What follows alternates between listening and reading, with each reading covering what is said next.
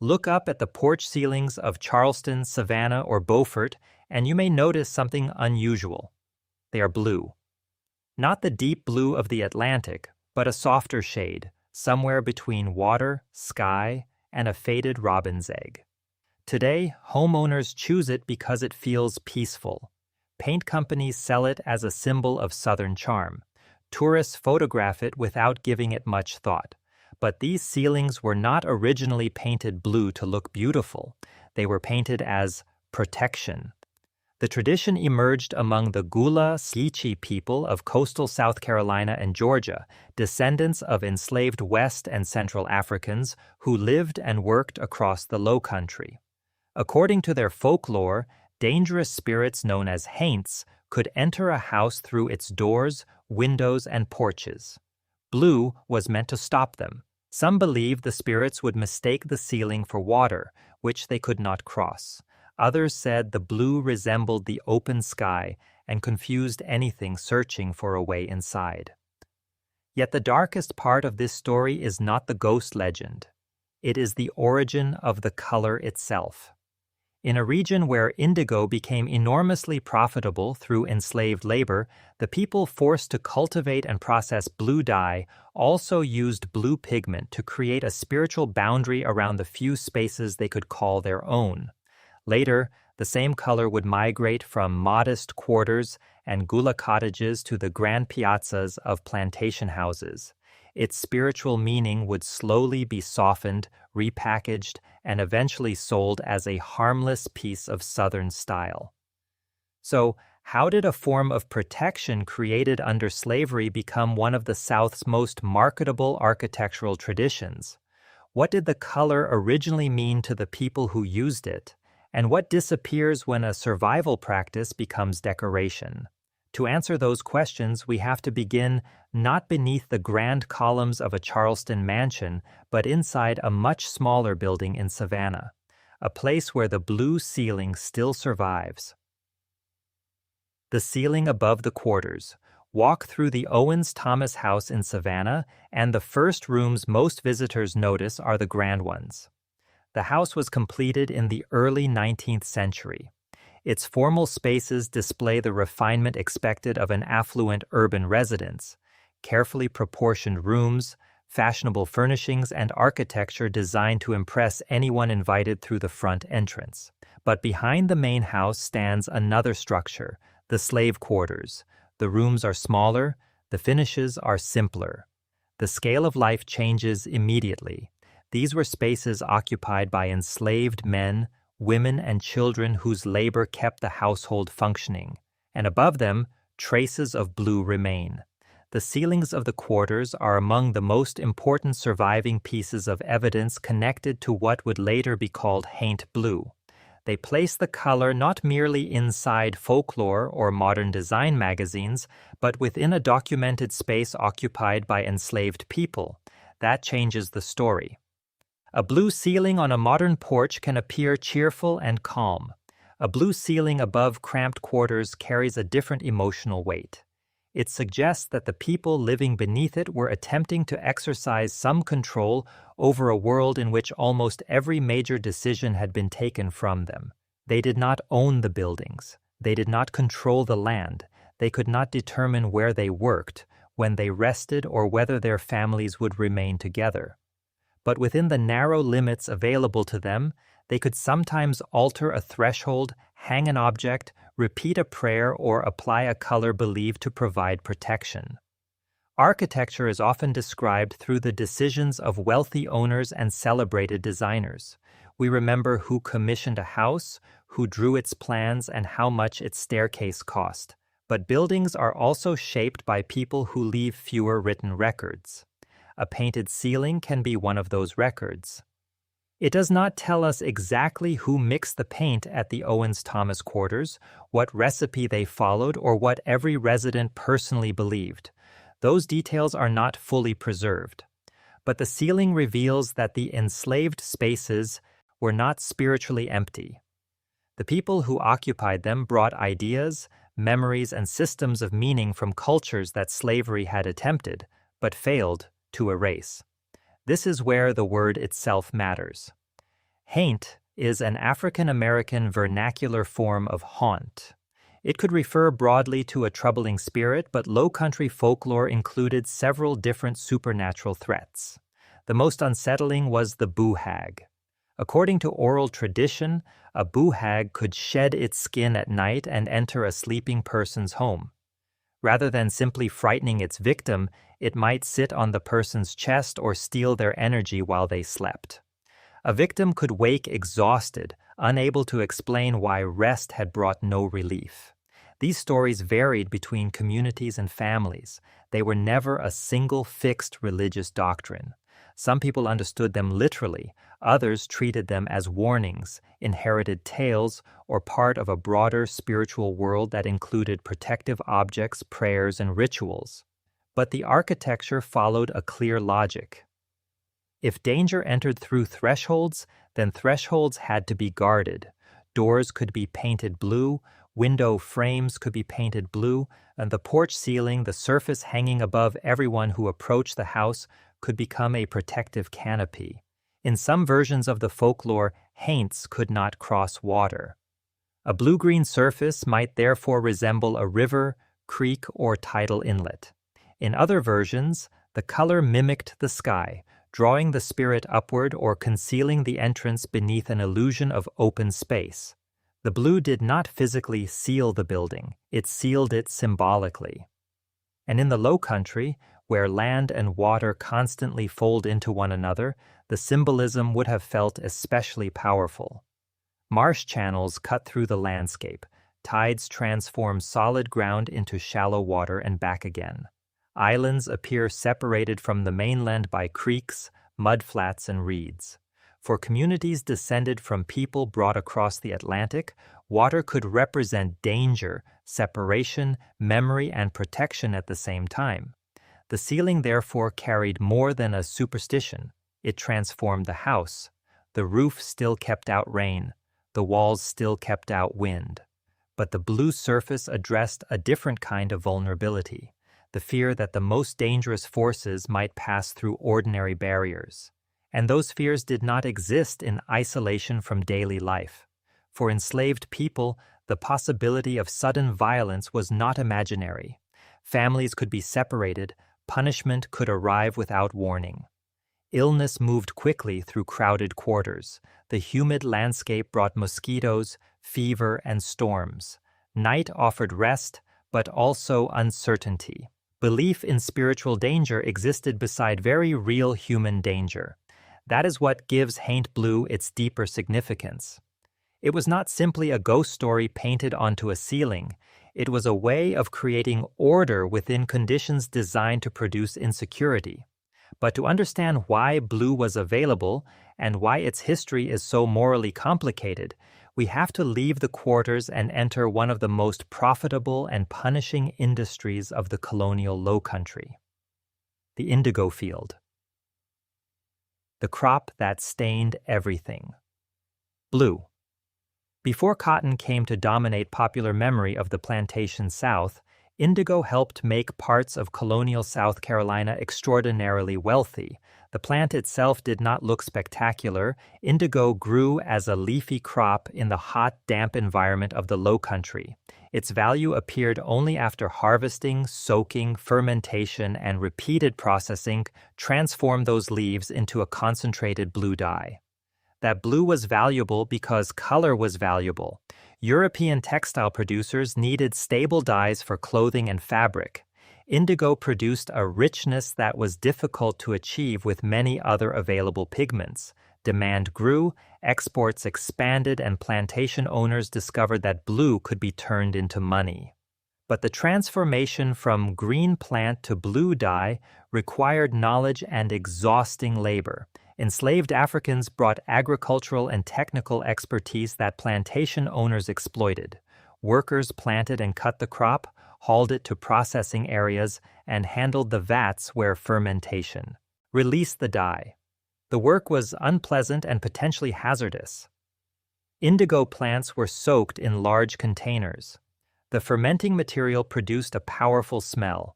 Workers stirred and processed the liquid while exposed to heat, insects, and caustic substances. The dye could stain skin, clothing, tools, and the surrounding ground. The final product traveled outward. It crossed the Atlantic. It entered textiles, trade networks, and private fortunes. The money returned to the Low Country in the form of land, houses, imported furnishings, and political influence. Indigo therefore helped build two very different architectural worlds. One was visible. Plantation houses grew larger. Urban owners built fashionable residences in Charleston and Savannah. Porches, piazzas, and formal entrances became stages on which wealth could present itself as elegance. The other world was kept behind those facades. It consisted of fields, vats, workyards, quarters, and the bodies of people compelled to produce the wealth. Haint blue connects those two worlds in a way few decorative details can. The color appeared on the houses of people whose labor sustained the indigo economy. According to the strongest interpretation of the tradition, blue pigment drawn from that environment was turned into a form of spiritual protection. The very color produced within a system of coercion became part of a defense against danger. This is the central contradiction. Indigo enriched plantation owners, but blue also carried meanings that those owners did not create and could not completely control. For Gullah/Geechee communities, color could operate as spiritual technology. That phrase may sound modern, but the idea is simple. A technology is a method used to solve a problem. In this case, the problem was how to protect a home when ordinary physical control was limited.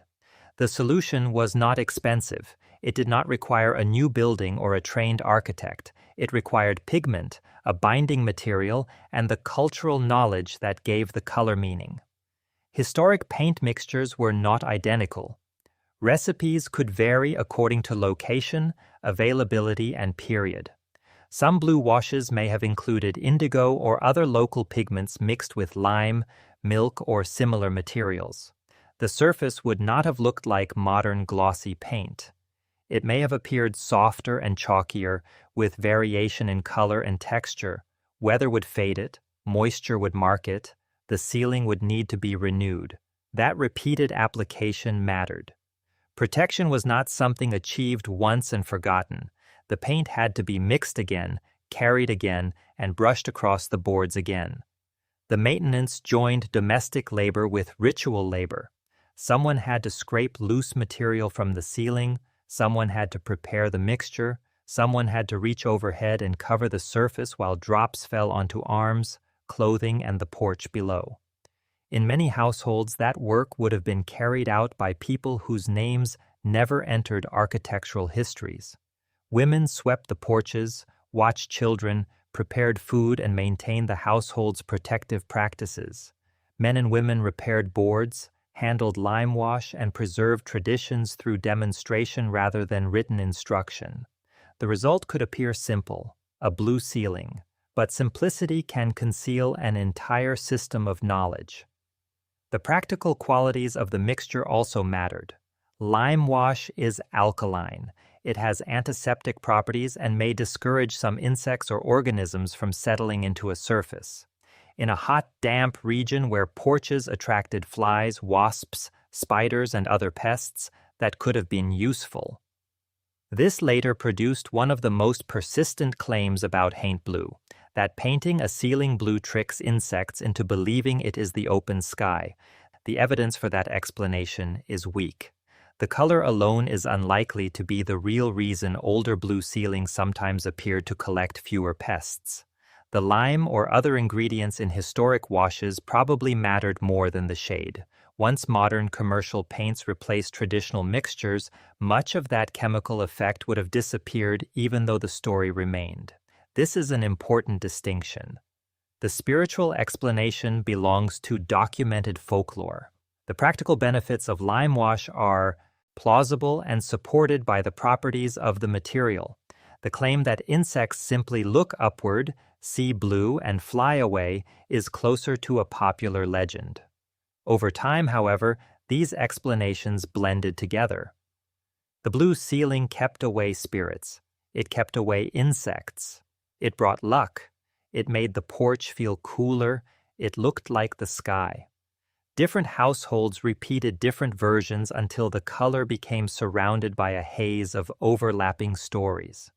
But in its earliest cultural setting, haint blue was not chosen because a paint catalog described it as calming.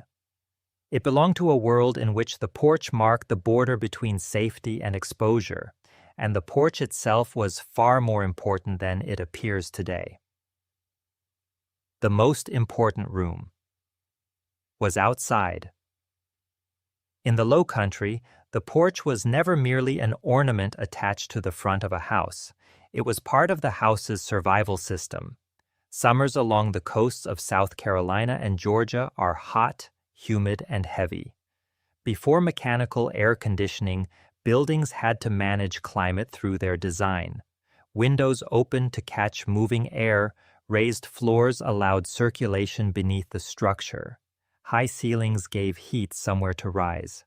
Porches and piazzas shaded walls and windows before the sun could heat the rooms behind them. A well-positioned porch could make the difference between a house that was uncomfortable and one that was nearly unbearable. In Charleston, the famous single house developed on narrow urban lots. The building was often only one room wide, but several rooms deep, with long side piazzas running along its length. Those piazzas acted as outdoor corridors, sitting rooms, and reception spaces. Doors opened directly from interior rooms onto the shaded porch. Air could move between the exterior and the house. In Beaufort, Savannah, and the Sea Islands, porches appeared in different forms: wide front verandas, modest covered stoops, or simple overhangs attached to smaller vernacular cottages. The scale varied enormously. A wealthy urban house might have tall columns, elaborate railings, and enough space for rows of chairs. A gullah cottage might have only a narrow porch where a family could sit close together. Yet both relied on the same essential architectural idea. The porch was the threshold between the household and the wider world. It was where work and rest overlapped. Food could be prepared there. Vegetables could be shelled. Nets or tools could be repaired. Children could play within sight of adults. Neighbors could stop and talk without entering the private rooms of the house. At the end of the day, families sat outside because the air was often more tolerable than it was indoors.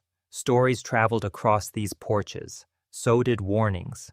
Children heard about haints, boo-hags, rawhead and bloody bones, and other figures that belonged to the oral traditions of the region. The stories entertained, but they also taught behavior. Do not wander too far after dark. Do not ignore the boundaries of the household. Respect places where danger may be present. Listen to the knowledge of older people. Folklore often performs several jobs at once. A frightening tale can preserve history, reinforce caution, and explain experiences that have no easy explanation. A person who woke unable to move might understand the experience through the story of a boo-hag. Today, it may resemble what medicine calls sleep paralysis, but naming the experience medically does not erase the cultural system that gave it meaning. The porch was where those systems were transmitted. Above the conversation, the blue ceiling remained visible. It was not hidden inside a private ritual room. It covered a social space used every day. Anyone sitting beneath it could see the color. Children grew up with it overhead. Visitors crossed beneath it before entering the house. The blue, therefore, performed two roles. To those who understood the tradition, it marked a protected threshold. To those who did not, it could appear simply attractive. That difference in interpretation would eventually help the color travel. White plantation owners and urban householders encountered the practice around them. Enslaved domestic workers moved between quarters, kitchens, service spaces, and the grand houses. Black carpenters, painters, and craftsmen helped build and maintain much of the region's architecture. Cultural exchange occurred, but it did not occur between equal groups. Ideas could move upward through the social hierarchy even when the people who created or preserved them could not. By the 19th century, blue ceilings began appearing on more affluent porches and piazzas. A color associated with spiritual protection in Black communities gradually entered the visual vocabulary of white Southern homes. The meaning changed as it moved. For some white households, the supernatural explanation may have remained recognizable. They may have repeated that blue kept away haints or brought good fortune. For others, the color became a practical custom. It kept away bugs. It made the porch appear brighter. It looked proper. Eventually, it became tradition without requiring anyone to explain whose tradition it had been. This is how cultural erasure often works. A practice is not always stolen in one dramatic moment. Sometimes it is absorbed gradually. The people with more power adopt the visible surface while the original meaning becomes optional. The blue survives, the names disappear, and nowhere is that transformation clearer than on the Grand Plantation porch. When protection became gentility, imagine two porches in the 19th century Low Country. The first belongs to a small cottage or quarter. Its boards are plain. The roof is low. The furniture may consist of a bench, a stool, or whatever can be made available. Above it is a blue-washed ceiling intended to guard the entrance and protect the people who sleep inside. The second porch belongs to a plantation house. It is deeper and higher. Columns frame the view. Rocking chairs sit beneath a carefully finished ceiling. The porch faces landscaped grounds made profitable through forced labor. That ceiling may also be blue. The same visual feature appears above two radically unequal lives. For the people in the smaller house, blue could represent a boundary created where legal and physical protection were largely absent. For the owners of the larger house, it could become part of an image: calm, permanence, hospitality, and regional refinement. The plantation porch played an important role in the architecture of power. It was neither fully public nor fully private. Guests could be received there without immediately entering the interior. Owners could survey fields, roads, and work yards from a shaded position. The porch offered leisure while remaining visually connected to the labor that made leisure possible. Its apparent ease required constant work. Someone swept the floor, someone washed the railings, someone carried drinks, moved furniture, and removed insects. Someone repainted the ceiling when humidity, salt air, and storms damaged the finish. On white-owned estates, much of that labor was performed by enslaved domestic workers and, after emancipation, by poorly paid Black servants. The porch came to symbolize Southern hospitality because the people performing the hospitality were often designed out of the image. Popular memory shows the guest arriving beneath columns. It rarely shows the worker preparing the space before the guest appears. Haint blue became part of that selective memory. The color softened the architecture. It reflected daylight onto shaded porches and gave heavy structures an impression of openness. Against white columns and dark shutters, the blue could make the ceiling seem to dissolve into the sky. It was visually effective. That effectiveness helped it survive even when belief in haints weakened or became something discussed jokingly. By the late 19th and early 20th centuries, the practice continued through enormous social change. Slavery had formally ended, but racial violence did not.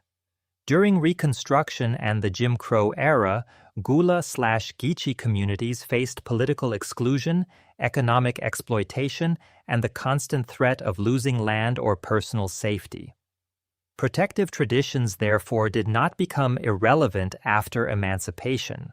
For many families, the home remained one of the few places where a degree of cultural independence could be maintained. Porches continued to serve as gathering spaces. Folklore continued through oral transmission. Blue remained one element within a much wider landscape of protection. Other objects carried related meanings. Blue glass bottles might be placed on the branches of a bottle tree. According to some traditions, troublesome spirits would be attracted into the shining bottles and trapped there until morning light destroyed or weakened them. Brooms could be placed near doors. A haint might be compelled to count the individual straws before entering, keeping it occupied until sunrise. Rice, beads, or other small items could perform a similar role because certain spirits were believed to have an irresistible need to count. These practices turned ordinary household objects into defensive devices. A broom was still used for sweeping, a bottle still caught light, paint still protected wood, but each could operate on another level for those who knew how to read it. This layered meaning is one reason outsiders often misunderstand vernacular architecture. A building does not have to be monumental to contain a complex philosophy. A small porch can encode ideas about danger, water, memory, family, and the boundary between the living and the dead. Yet, as the 20th century advanced, those meanings became easier to detach from the objects themselves. Commercial paint would soon replace homemade washes. Air conditioning would pull family life away from the porch. Historic preservation would begin protecting the appearance of old neighborhoods. And haint blue would enter a new phase, one in which the color became more visible than ever while its origins became increasingly difficult to see. The ceiling would survive. The story beneath it would begin to fade.